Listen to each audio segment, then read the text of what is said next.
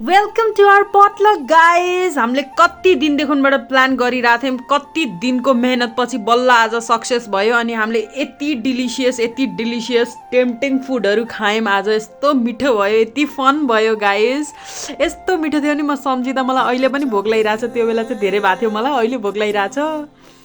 हे guys, welcome back to another day in my life. आज हामी बिहान कलेज गएर मेरो साथी 4 जना साथीको आज प्रेजेन्टेसन थियो। सबैले चाहिँ पेन ड्राइभ हालेर प्रेजेन्ट हुन्छ कि नै भनेर चेक गरिरहेको थिएँ। रसमा फेरि सबैजना 4 जनै डराउँदै गरिरहेको थिएँ। अनि we were heading to major posting. आज हामी मेजर पोस्टिङमा गएर एकछिन त कामहरू गऱ्यौँ, त्यसपछि पटलक्कै तयारीमा बस्यौँ।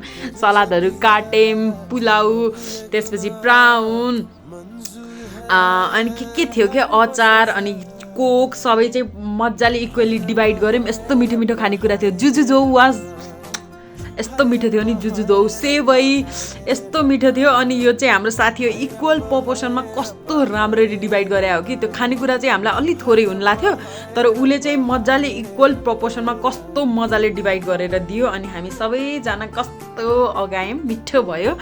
जुजुजो त एकदम अहिले पनि मेरो मुखमा आइरहेको छ, यस्तो मिठो थियो। मैले पहिला अर्कैवाला जुजुजो खाएर चाहिँ मलाई नमिठो भएको, अहिलेको चाहिँ ओरिजिनलवाला खाएको चाहिँ मलाई मिठो भयो। अनि यो चाहिँ हामीले टाइम ल्याप्स चाहिँ बनायौँ, कस्तो मिठो भयो। सबैजना बसेर गफ गरेर मस्तसित खायौँ। हामी अर्कोचोटि पनि करेन्टवाला पोटलक गर्ने ट्राई गरिरहेछौँ guys. Bye bye, see you tomorrow.